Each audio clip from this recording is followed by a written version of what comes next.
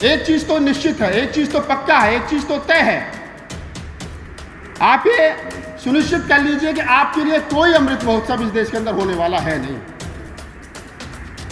ये जो सरकार के कुछ चुनिंदे लोग जो आजादी का 75वां महोत्सव मना रहे हैं, ये वो लोग हैं कि जिन्होंने 75 वर्षों में आजाद मुल्क में पूरे भारत के संसाधनों पर कब्जा कर रखा है और आज वो आजादी का 75वां महोत्सव मना रहे हैं। इस महोत्सव में हम और आप कहीं हैं नहीं। आजादी के 75 साल के बाद में 1917 में बाबा साहब डॉक्टर अम्बेडकर ने मटका छुआ तो कोहराम हो गया पानी पीने के लिए, और आज 105 साल के बाद में 2022 में एक बच्चे ने मटका छुआ तो उसको जान देनी पड़ी। अरे हम तो जो 100 वर्ष पहले थे वही आज हैं। कौन सी आजादी, किसकी आजादी, कैसी आजादी, कौन सा अमृत महोत्सव? बड़े कमाल से फोन किया कि सर आपकी बाइट चाहिए। वो आवाज पे आई मेरे, मैंने उससे कहा कि सर आजादी के बारे में क्या ख्याल है। मैं कहा मैं जो कहूंगा वो आप दिखाओगे नहीं टीवी पर। मुझे मालूम 70 वर्ष के बावजूद भी इस देश के SC ST OBC माइनॉरिटी यानी बहुजन समाज की स्थिति जानवरों से बदतर है, जानवरों से अच्छी नहीं है। अगर हथनी मरेगी तो सरकार के नुमाइंदे ट्वीट करेंगे। बात कर रहे हैं 8 साल की बच्चे की मृत्यु पर। हम बात कर रहे हैं मनीषा वाल्मीकि को रात के अंधेरे में जला करके क्यों मार दिया गया। मैं बात कर रहा हूं इस बात पर कि एक मेघवाल समाज के बच्चे को अच्छी मूंछ रखने, अच्छे कपड़े पहनने पर उसकी हत्या कर दी गई। मैं बात कर रहा हूं इस बात पर कि बुलंदशहर के गड़ाना गांव में फौजी को, एक दलित समाज के लड़के को अगर अपनी बारात निकालनी पड़ी तो उसे पुलिस प्रशासन से इजाजत लेनी पड़ी। ये उस राज्य की कहानी है जहां 4-4 बार हमारी सरकार रही। वहां पर हम बारात नहीं निकाल सकते। क्या फायदा इन सरकारों का बताओ। 22% लोग बाबा साहब के दिव्य आरक्षण की वजह से बड़ी मुश्किल से नौकरियों में आए, और जो लोग नौकरियों में आ गए वो रंगीन टीवी, कलरफुल बीवी और मल्टी कलर के बच्चों में मस्त हो गए। उन्होंने पीछे पलट करके नहीं देखा कि गांव देहात में क्या हो रहा है। आज अगर समाज हाशिए पर है, आज अगर फूले अम्बेडकर आंदोलन हाशिए पर है, अगर हम तमाम लोग हाशिए पर हैं तो उसके लिए जिम्मेदार हम लोग हैं, क्योंकि हमसे जो पहले वाली पीढ़ी के लोग थे उन्होंने साथ उतनी ईमानदारी से काम नहीं किया जितनी ईमानदारी।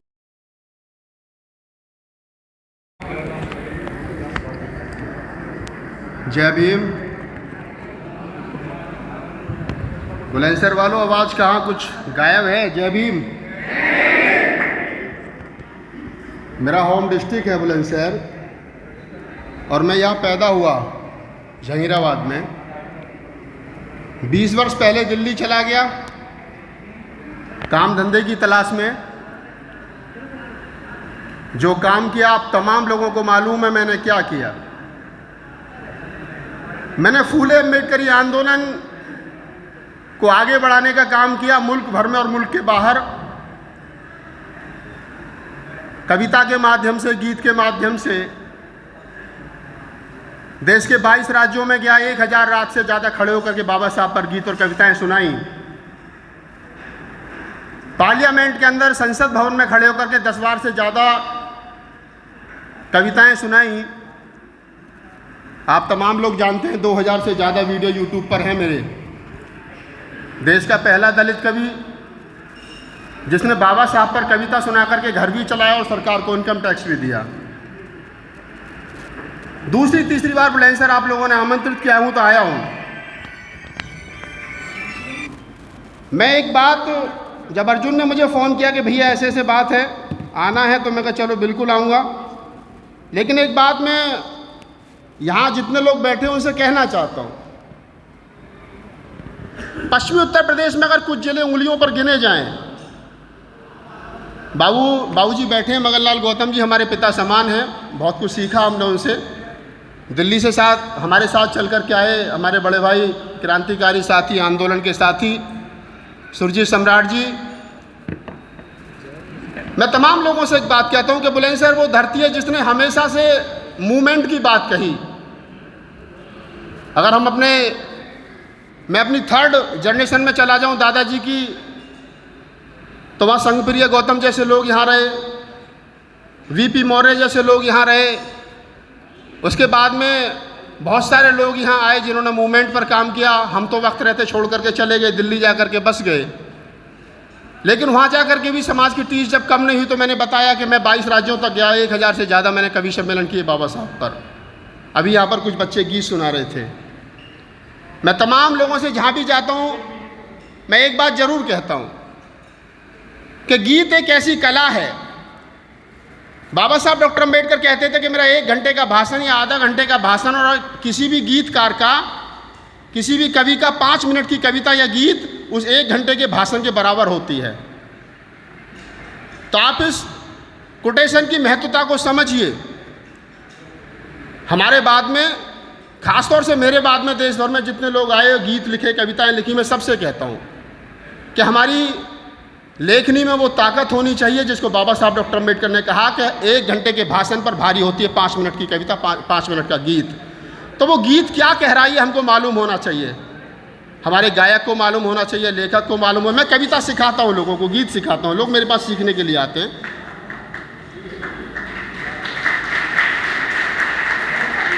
मैं एक बात बड़े हर्ष के साथ कहता हूँ कि मैंने जब 12-14 साल पहले ये काम शुरू किया, मैं तो हिंदी कवि सम्मेलन छोड़ करके आया था। सैफई महोत्सव में झगड़ा हुआ तो छोड़ करके चले आए अमर कुमार भाई। तो हमसे पूछा गया क्या करोगे, मैं कहा मूवमेंट की कविताएं करेंगे, और आज तक कर रहे हैं ईमानदारी के साथ। बाबा साहब का स्नेह रहा, बाबा साहब का तथागत बुद्ध की अनुकंपा रही कि पूरे देश में और देश के बाहर जाने का मौका मिला बाबा साहब की कविता सुनाने का। तो मेरा कहने का मतलब ये कि जो हम लिख रहे हैं, मैं तमाम बच्चों से कहता हूँ, अंजलि बैठी है अभी बहुत अच्छा सुना रही थी, 1-2 बार पहले भी मैंने उसको सुना है, और उससे पहले वो एक बच्चा और सुना रहा था। तो हम जो सुना रहे हैं उसमें वो दम होना चाहिए कि जब आप यहाँ से निकल करके जाएं तो लोग उसको गुनगुनाते चले जाएं, कहें कि वो फलां आदमी ने, फलां बच्चे ने वो गीत सुना था, बहुत अच्छा था। तो मैं इसी के साथ आज हम लोग स्वतंत्रता दिवस जो मना रहे हैं, तमाम साथियों को पहले तो स्वतंत्रता दिवस की बहुत बहुत शुभकामनाएं। सरकार 75वां अमृत महोत्सव मना रही है। क्यों मना रही है सरकार के नुमाइंदे बता सकते हैं, लेकिन मैं एक बात ईमानदारी के साथ कह सकता हूं, जितना मैं देश भर में घूमता हूं, मैंने तमाम संगठनों के लिए काम किया। मैंने भारतीय बौद्ध महासभा के लिए काम किया, समता सैनिक दल के लिए काम किया, भीम आर्मी के राष्ट्रीय प्रवक्ता के रूप में काम किया, अब इंडिपेंडेंट काम कर रहे हैं। लेकिन जितना मैं घूमा हूं, एक चीज़ तो निश्चित है, एक चीज़ तो पक्का है, एक चीज़ तो तय है, आप ये सुनिश्चित कर लीजिए कि आपके लिए कोई अमृत महोत्सव इस देश के अंदर होने वाला है नहीं। ये जो सरकार के कुछ चुनिंदे लोग जो आज़ादी का 75वां महोत्सव मना रहे हैं, ये वो लोग हैं कि जिन्होंने 75 वर्षों में आज़ाद मुल्क में पूरे भारत के संसाधनों पर कब्जा कर रखा है, और आज वो आज़ादी का 75वां महोत्सव मना रहे हैं। इस महोत्सव में हम और आप कहीं हैं नहीं। मैंने तो कहा, अभी आपने देखा होगा मेरा प्रोग्राम आज तक पे था, होटल हयात में ONGC का प्रोग्राम था, मैं 2 दिन वहाँ चीफ गेस्ट था। एक दिन मेरे 1.25-2 घंटे की स्पीच थी।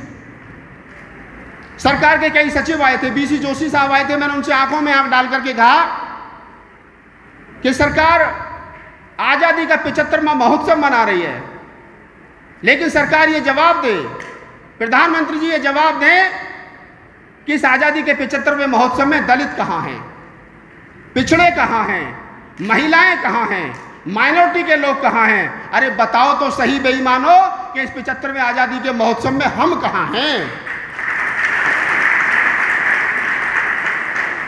आज़ादी के 75 साल के बाद में 1917 में बाबा साहब डॉक्टर अम्बेडकर ने मटका छुआ तो कोहराम हो गया पानी पीने के लिए, और आज 105 साल के बाद में 2022 में एक बच्चे ने मटका छुआ तो उसको जान देनी पड़ी। अरे हम तो जो 100 वर्ष पहले थे वही आज हैं। कौन सी आज़ादी, किसकी आज़ादी, कैसी आज़ादी, कौन सा अमृत महोत्सव। बड़े कमाल की बात है। कल एक पत्रकार साथी ने मुझसे पूछा, आज तक की एक पत्रकार मेरे पास इंटरव्यू के लिए आई, उसने फ़ोन किया कि सर आपकी बाइट चाहिए।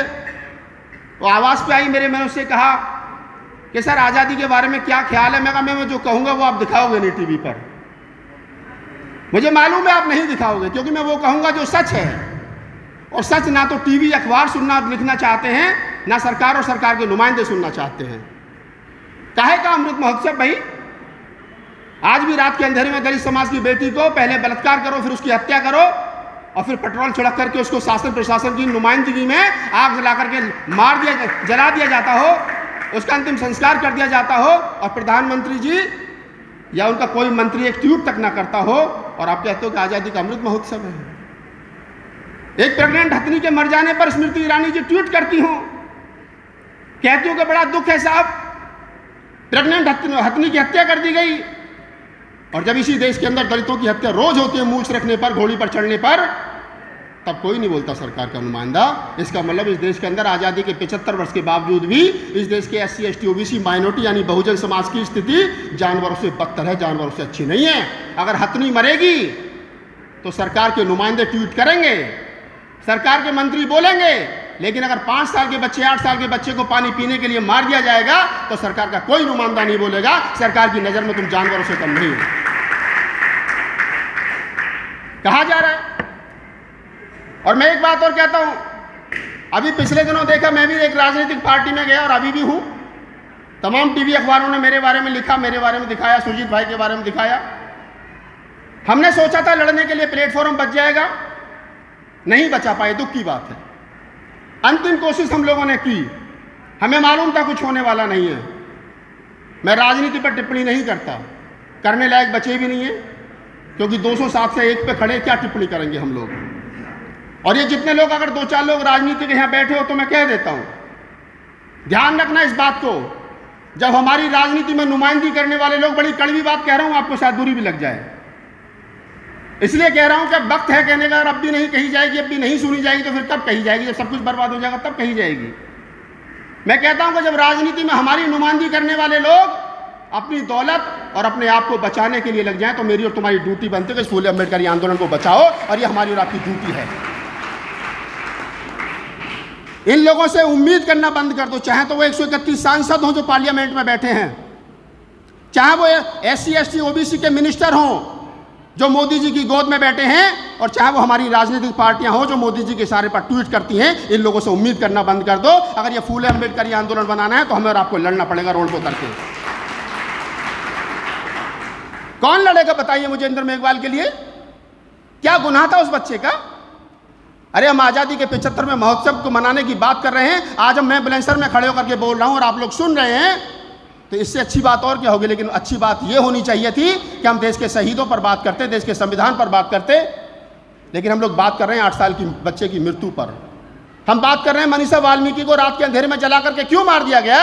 मैं बात कर रहा हूं इस बात पर कि एक मेघवाल समाज के बच्चे को अच्छी मूंछ रखने, अच्छे कपड़े पहनने पर उसकी हत्या कर दी गई। मैं बात कर रहा हूं इस बात पर कि बुलंदशहर के गड़ाना गांव में फौजी को, एक दलित समाज के लड़के को अगर अपनी बारात निकालनी पड़ी तो उसे पुलिस प्रशासन से इजाजत लेनी पड़ी। ये उस राज्य की कहानी है जहां 4-4 बार हमारी सरकार रही, वहां पर हम बारात नहीं निकाल सकते। क्या फायदा इन सरकारों का, बताओ मुझे।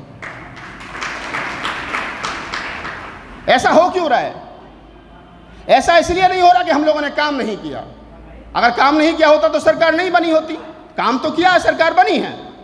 लेकिन मान्यवर साहब कांशीराम एक बात कहते थे, मान्यवर साहब कांशीराम एक बात कहते थे कि अगर आपको राजनीति लंबे समय तक जिंदा रखनी है तो अपने सामाजिक आंदोलनों की जड़ें मजबूत रखनी पड़ेंगी, तब आपकी राजनीति लंबे समय तक चलेगी। अगर हमारी राजनीति फेल हुई है तो वो सिर्फ इसलिए फेल हुई है कि हमने सामाजिक आंदोलन को तरजीह देनी बंद कर दी, उसको कमजोर कर दिया हम लोगों ने।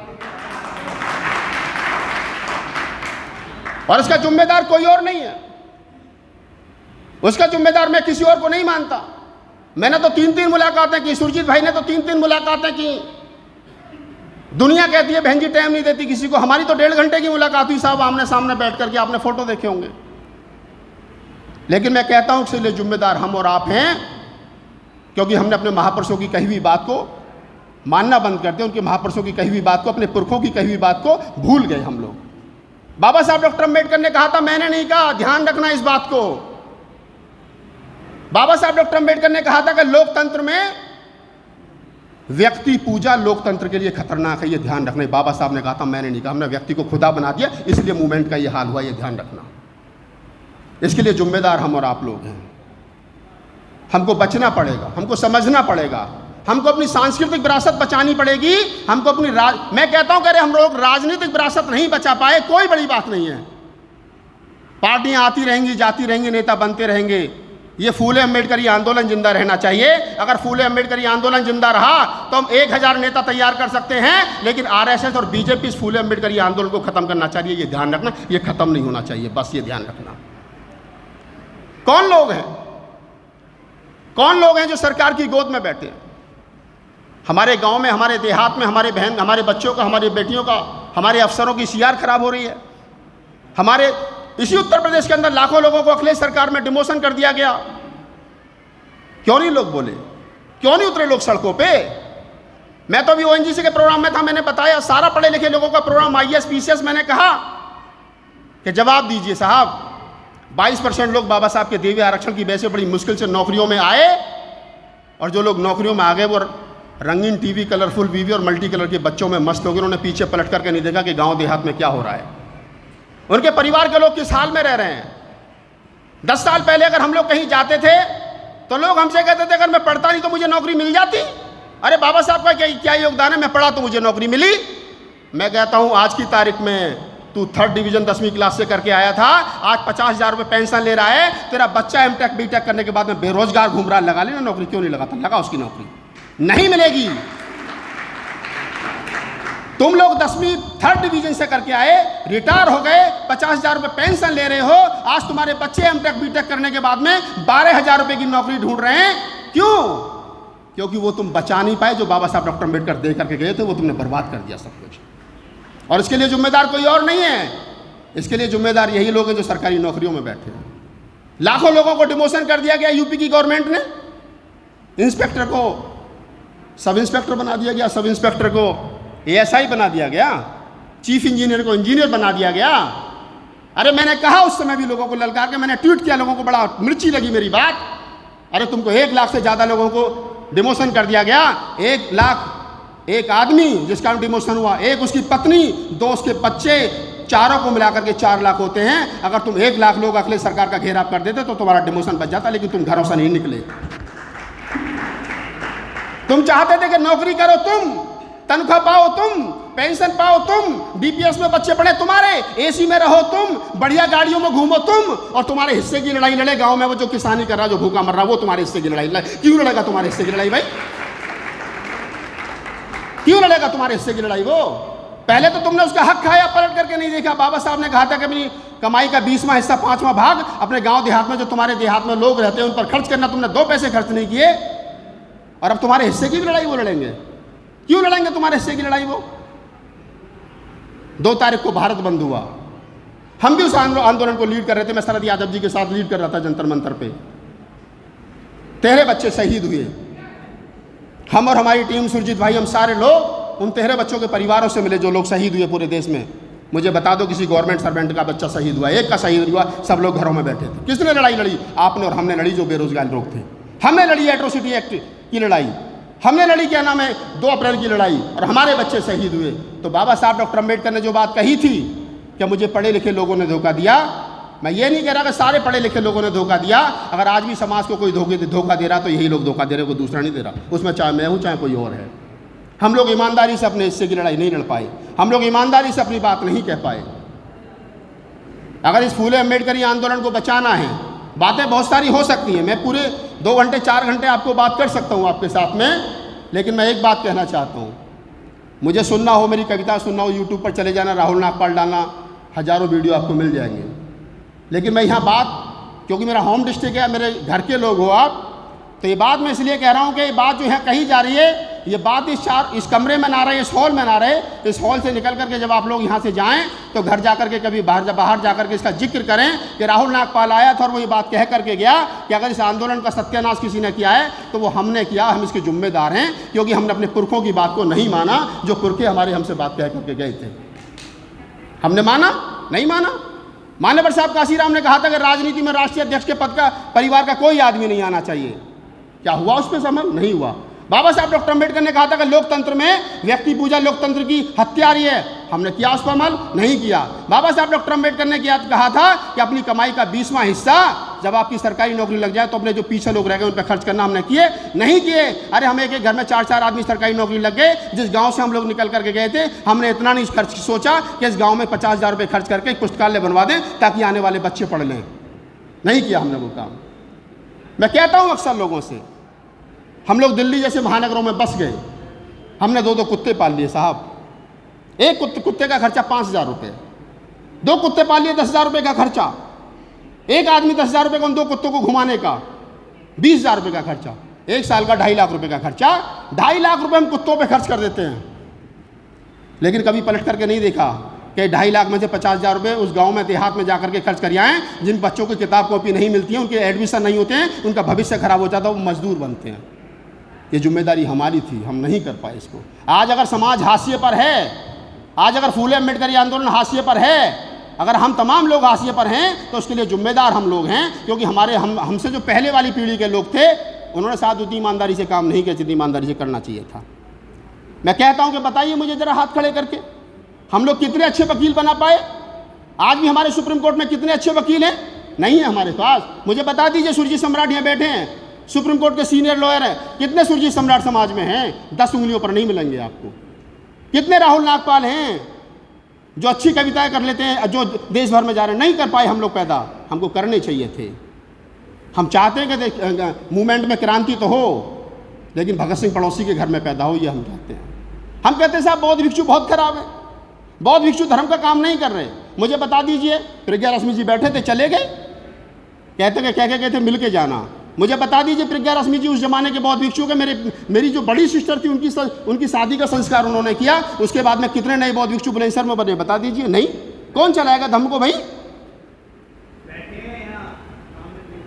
तो मैं वो कह रहा हूं ना कि कौन चलाएगा धर्म को? हम लोग धार्मिक रूप से पिछड़ रहे हैं, हम लोग आर्थिक रूप से पिछड़ रहे हैं, हम लोग सामाजिक रूप से पिछड़ रहे हैं, हम लोग राजनीतिक रूप से पिछड़ रहे हैं, और हम लोग चिंता नहीं कर रहे हैं। और सरकार क्या कर रही है? सरकार यही तो चाहती है।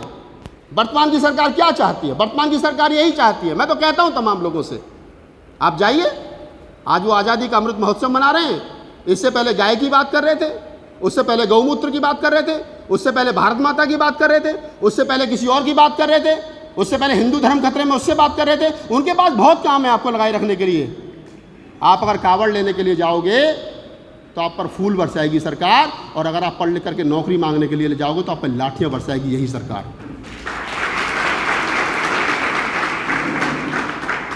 आदमी तो वही है, सरकार तो वही है, रवैया क्यों चेंज हो गया? क्योंकि योगी जी को पता है, योगी जी को मालूम है कि ये पढ़ लिख करके लोग जब पढ़ लिख जाएंगे तो ये सवाल करेंगे और आपको जवाब देना पड़ेगा।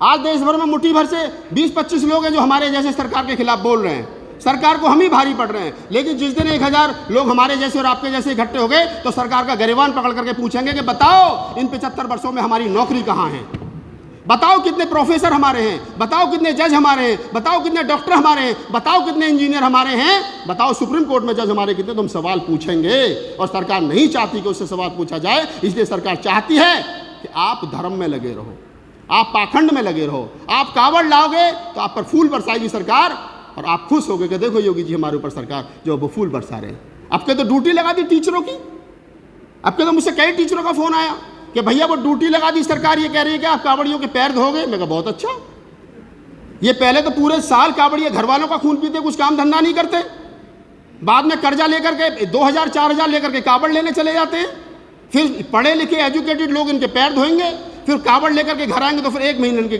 घर वाले सेवा करेंगे। तो इससे बढ़िया उनके लिए और कौन सा काम धंधा है? आपको भंगेड़ी बनाया जा रहा है, आपको नशेड़ी बनाया जा रहा है और सरकार चाहती है कि आप ये लोग बने रहें। तो मेरा यही कहना है आप तमाम साथियों से कि आप इस आडंबर से बचिए, आप इस आडंबर से बचिए, सरकार के षड्यंत्र से बचिए। सरकार योगी जी की हो या सरकार मोदी जी की हो या इसके अलावा कोई दूसरी सरकार हो, मैं सिर्फ एक बात कहता हूं कि ये आपके लिए नहीं बनी, ये सरकारें आपके लिए नहीं बनी, आप इनके लिए सिर्फ भीड़ हो। और मैं हमेशा एक बात कहता हूं, वो आज आपसे कहता हूं कि लोग कहते हैं कि साहब सरकार में उनके नुमाइंदे, सरकार में उनके जो लोग बैठे हैं, लोकसभा में उनका बहुमत है। मैं भी मान लेता हूं कि लोकसभा में उनका बहुमत है, लेकिन देश में आपका बहुमत है, आप इस बात को स्वीकार करो। देश में आपका बहुमत है, आप 85% हैं, आप बहुजन है, देश में आपकी संख्या ज़्यादा है, सरकार में उनकी संख्या गलती से ज़्यादा होगी तो कौन सी आफत आ गई? जिस दिन आप लठ लेकर के रोड पर निकलोगे उस दिन इस देश की शकल और सूरत दोनों बदल दोगे। और विश्वास नहीं होता तो मालूम कर लेना, 2 उदाहरण देकर के अपनी बात को ख़त्म करता हूँ। इस देश का किसान 1 साल तक दिल्ली के बॉर्डरों पर पड़ा रहा, 1000 से ज़्यादा किसान शहीद हो गए, सरकार के कान पर जू नहीं रहेंगी। और जब यूपी का चुनाव नज़दीक आ गया तो मजबूरी में 3 कृषि कानून वापस लेने पड़े। क्यों? क्योंकि उनको यूपी का चुनाव जीतना था, इसलिए। और अगर चुनाव नहीं होता तो वो वापस भी नहीं करते। 1 साल तक मजबूत जातियाँ इस देश की, जाट, सिख, मराठा, कुर्मी, पटेल, जो बड़े किसान हैं, यादव, वो लोग बॉर्डर पर पड़े रहे और 1 साल तक सरकार को नहीं झुका पाए। क्यों? क्योंकि संख्या कम थी। आप लोग एक दिन निकले 2 अप्रैल को नीला कफन सर से बांध करके और दोपहर तक सरकार को घुटनों पे आना पड़ा 56 इंची सीने को, क्योंकि आपकी संख्या ज्यादा थी। अगर आपके पास कुछ सबसे ज्यादा ताकत है इस देश के अंदर, आपकी कोई मजबूती है इस देश के अंदर, तो वो है आपकी ताकत, वो है आपकी संख्या। इस संख्या को बनाए रखिए, क्योंकि ये संख्या मानवर साहब काशीराम ने कहा था कि SC ST OBC माइनॉरिटी के लोगों, आपस में रोटी बेटी का व्यवहार करो, आपस में धर्म की चर्चा करो, आपस में धर्म की संगति करो, और जब आप ये कर लोगे तो 85% समाज, इस देश का बहुजन समाज, इस देश पर राज करेगा। लेकिन हम लोग वो कर नहीं पाए। मानवर साहब काशीराम बना करके गए थे बहुजन समाज, हमने चमार समाज बना के छोड़ दिया। आज मीटिंग होती है, मैं सवाल करता हूँ, बताओ साहब, ये यहाँ पर हम 15 अगस्त मना रहे हैं, चमारों के अलावा कोई दूसरी जाति हो तो मुझे बता देना। है कोई चमार से अलावा दूसरा? जाटव चमार से अलावा कोई दूसरा है? एक हाथ तो खड़ा करके दिखाओ मुझे। क्या यही काशीराम का सपना था? काशीराम साहब ने तो कहा था कि नहीं, SC ST OBC माइनॉरिटी के तमाम लोग, इसमें मुस्लिम सिख सब लोग जो है वो होने चाहिए। हमारे बीच हमारे बड़े भाई प्रोफेसर साहब आए, धन्यवाद सर, आइए। तो मैं यही आप लोगों से कहना चाह रहा हूँ, आप लोगों को 2 काम करने हैं। देखिए, मैं अपनी तरफ से कुछ नहीं कहता, मैं वो कहता हूँ जो हमारे पुरखे कह के चले गए। बाबा साहब डॉक्टर अम्बेडकर की कोटेशन है, ध्यान रखना। वैसे आप तमाम लोगों ने पढ़ी होगी, नहीं पढ़ी होगी तो मैं बता देता हूँ आप लोगों को। बाबा साहब डॉक्टर अम्बेडकर ने कहा था कि जीवन में 2 काम कर लेना। पहला, ब्राह्मण को घर में मत बुलाना, और दूसरा, मंदिरों में जाना बंद कर देना। सिर्फ 2 काम कर लेना, तुम्हारा कल्याण हो जाएगा। बाबा साहब की एक और कोटेशन है, अक्सर मैं बोलता हूं मंचों पे। बाबा साहब ने कहा था कि सुबह को 2 घंटी बजती हैं, एक स्कूल की और एक मंदिर की। स्कूल में जाओगे तो पढ़ लिख करके IAS बनोगे, PCS बनोगे, अफसर बनोगे, डॉक्टर, ऐसा क्या नाम है अपना, प्रोफेसर साहब आए मेरठ से, सुजीत भाई, हम सब लोग वो लोग हैं जो पढ़ लिख करके बने हैं। ये स्कूल की मेहरबानी है। अगर पढ़ोगे लिखोगे तो IAS PCS बनोगे, प्रोफेसर बनोगे, इंजीनियर बनोगे, डॉक्टर बनोगे। और अगर मंदिर जाओगे तो भिखारी बनोगे, कावड़ लाओगे और सरकार फूल बरसाएगी और बाद में लाठियाँ बरसाएगी, आप नौकरी मांगने के लिए जाओगे। तो एक काम कर देना, सुबह को 2 घंटी बजती हैं, तय आपने करना है जाना कहाँ है, स्कूल जाना है या मंदिर जाना है, ये आपको तय करना है। एक बात कह करके अपनी बात खत्म करता हूँ। आप वो लोग हैं, आप में वो क्षमता है। एक कहानी, बाबूजी बैठे हैं मगन लाल जी, हमने इन्हीं लोगों से सुनी है बचपन में, और हम लोग वही बात आगे बढ़ा रहे हैं, वही बात, उसी बात को आगे बढ़ाने का काम कर रहे हैं। एक बात कही गई अक्सर कि एक शेर का बच्चा जंगल में खो गया, प्रोफेसर साहब, और बच्चा था, उसे मालूम नहीं था मैं शेर हूं।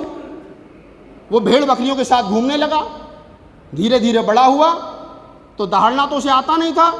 वो बकरियों की तरह, जो बकरियों की भाषा होती है, वो बोलने लगा। एक दिन शेरों का जत्था वहाँ से निकल करके जा रहा था, उसने देखा कि बकरियों की भीड़ में, बकरियों की रेले में ये शेर का बच्चा क्या कर रहा है। तो शेरों ने दहाड़ मारी, वो सब लोग भाग गए, उस बच्चे को उन्होंने बचा लिया। उसको बचा करके वो ले गए तालाब के पास, उसकी शक्ल दिखाई, बोले तू भी शेर है, हम भी शेर है। तब उसने दहाड़ना शुरू किया। तो मैं सिर्फ आपसे ये कह रहा हूँ कि आप वो शेर है, मैं आपको सिर्फ ये एहसास दिला रहा हूँ, आपको बकरी और मेमना बता करके सरकार ने छोड़ दिया है। आप बकरी और मेमने नहीं हैं, आप शेर हैं, इसका एहसास करिए और इस बात को स्वीकार करिए। अंतिम बात कह करके अपनी बात कर रहा हूँ। पत्रकारिता पर मुझसे कहा गया कि पत्रकारिता पर 2 बात करना। पत्रकारिता पर यह बात है कि अक्सर ये बात कही जाती है कि मेन स्ट्रीम मीडिया जो वो हमारा साथ नहीं दे रही। डॉक्टर साहब, मेन स्ट्रीम मीडिया सरकार की बात करती है, तो मुझे ये बता दो, जो लोग इस बात को कहते हैं कि main stream media, print media, electronic media, देश भर में जितनी बड़ी पत्रिकाएं हैं, वो बहुजन समाज की बात नहीं करती, बहुजन मूवमेंट की बात नहीं करती। अगर 100 वर्ष के बाद में हम इस बात को रिपीट करें तो मैं समझता हूं हमसे बड़ा मूर्ख कोई है नहीं। बाबा साहब डॉक्टर अम्बेडकर ने 1925 में, यानी आज से लगभग 100 वर्ष पहले, 1922 में, और एक तो 1920 में निकाला था, जनता 20 में निकाला था। बाबा साहब ने 1920 में, बाबा साहब इस बात को समझ गए थे कि इस देश का जो मीडिया है वो हमारी बात को घर घर तक नहीं पहुंचाएगा, इसलिए बाबा साहब डॉक्टर अम्बेडकर ने 1920 में मूक नायक निकाला, उसके बाद जनता निकाला, उसके बाद समता निकाला। 3 अखबार बाबा साहब डॉक्टर अम्बेडकर को अपनी बात आप तक पहुंचाने के लिए आज से 100 वर्ष पहले निकालने पड़े, क्योंकि उनको मालूम था ये जो दूसरे वाला मीडिया है, ये दूसरी वाली जो पत्र पत्रिकाएं, ये आपकी बात को नहीं छापेंगे। मान्यवर साहब काशीराम ने जब मूवमेंट शुरू किया तो वो कहते थे कि ये मीडिया मनुवादी है, इसका विश्वास मत करना। तो मान्यवर साहब काशीराम को भी अखबार निकालने पड़े, वो चाहे बहुजन संघ तक था, चाहे अन्य कई पत्र पत्रिकाएं थीं। जब हमारे दो दो पुरखों ने अखबार निकाले और उनको ये मालूम था कि ये मेन स्ट्रीम मीडिया हमारा नहीं है, और 100 वर्ष के बाद में चुनाव हारने के बाद में हम ये कहें कि साहब मीडिया ने हमारा साथ नहीं दिया, तो इसका मतलब हम कहीं ना कहीं नालायक है, वो नालायक नहीं थे। हम लोगों ने बाबा साहब डॉक्टर अम्बेडकर की बात नहीं मानी, काशीराम की बात नहीं मानी। अरे उस समय DD1 और DD2 आता था।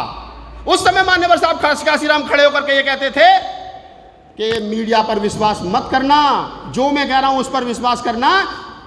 और आज तो 200 चैनल मनुवादियों के आते हैं, आज तक, कल तक, परसों तक, और आप कह रहे हो मीडिया ने हमारा साथ नहीं दिया। क्यों दे मीडिया तुम्हारा साथ भाई? तुम्हारे लिए बना ही नहीं वो मीडिया, तुम्हारा है ही नहीं वो मीडिया। वो मीडिया जिनका है उनके लिए काम कर रहा है। और जो मीडिया तुमने कोई मीडिया बनाया नहीं। 4 बार मुख्यमंत्री हम लोग रहे, और उसके बाद में अगर एक भी पोर्टल अच्छा सा नहीं बना पाए और हम मेन स्ट्रीम मीडिया को गाली बक रहे हैं, तो मैं समझता हूं मैं कोई अधिकार नहीं है मीडिया पर बोलने का, क्योंकि हम लोगों ने काम नहीं किया उस क्षेत्र के अंदर, हमें काम करना चाहिए था। हम लोग हत्यारे हैं। मैं कहता हूं, बताइए मुझे बाबा साहब डॉक्टर अम्बेडकर के मूक नायक का हत्यारा कौन है? बताइए बाबा साहब डॉक्टर अम्बेडकर की समता का हत्यारा कौन है? बताइए बाबा साहब डॉक्टर अम्बेडकर की जनता का हत्यारा कौन है? बताइए मान्यवर साहब काशीराम के बहुजन संघ तक का हत्यारा कौन है? अरे 5-5, 6-6 अखबार हमारे पुरखे निकालते थे, आज की तारीख में एक भी नहीं निकल रहा, एक भी गांव घर गली तक नहीं पहुंचा। उनका हत्यारा कौन है? उनके हत्यारे हम लोग हैं। और हम कह रहे हैं कि साहब मीडिया ने हमारा साथ नहीं दिया। अरे वो मीडिया उनके लिए बना था, जो मीडिया हमारे पुरखे हमारे लिए बना करके दे गए थे, वो हमने बंद कर दिया। और हम कह रहे हैं कि नहीं साहब, ये ऐसा नहीं होना चाहिए। तो ऐसे तो नहीं होता ना। हम कब तक झूठ बोलेंगे, कब तक आईने से शकल छुपाएंगे, कब तक सच का सामना नहीं करेंगे? तो ये तमाम बातें मैंने आपको इसलिए बताई कि आप मूवमेंट के लोग हैं। और जैसा मुझे अर्जुन ने बताया कि यहाँ कुछ बच्चों को आज उनका सम्मान करने का दिन है, क्योंकि जो बच्चे टॉपर हैं, जो उनके अच्छे नंबर आए हैं, तो उनके लिए मेरी शुभकामनाएँ हैं। और बहुत बहुत बधाई आप तमाम स्टूडेंट्स के लिए कि आपने अच्छे नंबर पाए। आप अपने परिवार का नाम रोशन करें, समाज का नाम रोशन करें, और कुछ भी बन जाएँ। देश के किसी कोने में कहीं पर भी कोई अधिकारी के रूप में आप किसी पद पर बैठें, लेकिन इतना ज़रूर ख्याल रखना कि जिस कुर्सी पर आप बैठे हैं वो कुर्सी बड़े कष्ट और मुसीबत से बाबा साहब डॉक्टर ने आपको दी है। उस कुर्सी का ख्याल रखना, फूले अम्बेडकरी आंदोलन को याद रखना, नहीं तो फिर कल को हमें और आपको यहीं खड़े होकर के इसी प्रकार की चर्चा करनी पड़ेगी। आपका बहुत बहुत धन्यवाद, साधुवाद। जय भीम, नमो बुद्धा, जय मूल्य।